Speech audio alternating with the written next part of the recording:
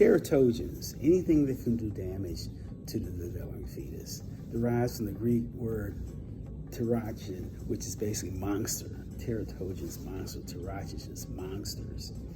Okay, think about, we talked about in the last section, 21 days, 3 weeks after conception, the heart starts developing, the gastrointestinal system starts developing, the nervous system starts developing, you get the heartbeat around, like I said, heartbeat around 21 days, and all this varies developing.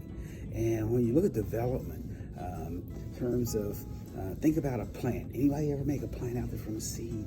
Okay, generally you take the plant and you germinate it, and when it gets strong enough, you put it in the soil and it grows into a plant. When is it most vulnerable? When it's in the sprout form, right? So 3 weeks after conception, okay, when everything started, so that's when it's most vulnerable. The problem with that is most women don't know they're pregnant till 4 or 5 weeks in the pregnancy. But think about that. So let's look at some teratogens, things that can cause damage to the developing fetus. Alcohol. I'm sure you heard the term fetal alcohol syndrome. Look these terms up after you get off this video. Okay, in terms of damage done from alcohol. And naturally, of course, the more the woman drinks, the more likely the child is going to come out with some type of damage to the brain or nervous system as a result of alcohol. Cocaine babies scream. Like I said, mom is addicted, the baby's going to be born addicted. Oftentimes doctors have to wean them off the cocaine. Once again, look it up. Look up after cocaine babies. Look it up and tell and see what else we're talking about there. Talking about tetracycline. Tetracycline is an antibiotic.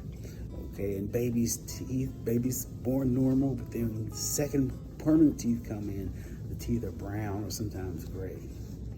Tobacco, smoking mothers, low birth weight, possibly increased likelihood of respiratory problems for the child, and other issues. Then you have your artificial sweeteners. There's your saccharin, oftentimes also associated sweetener low during pregnancy, may set the infant up or the child up, eventually have some type of bladder cancer, those type of issues. I say artificial sweeteners in general is nutrient. Others recommend staying away from those type of teratogens. Okay, toxic waste. Chernobyl, where you had a nuclear meltdown.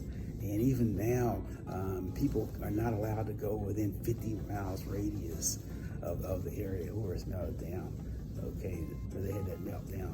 Okay, nuclear waste, and so the half-life, how long, how many years will the area still be contaminated? Okay, and the birth defects of the people who lived in that area or so within miles around the area are really, really high. Stress can be a teratogen. Okay, and so think about this. And so this we're back to the Bradley method. We're going to talk about in terms of next Bradley method, birthing method. No drugs or alcohol 2 months prior to conception. Okay, think about that. Mother's a heavy drinker. Okay, that's going to influence your body, heavy type of drug use. Okay, that's where Bradley's coming 2 months prior to conception. In other words, have your body clean.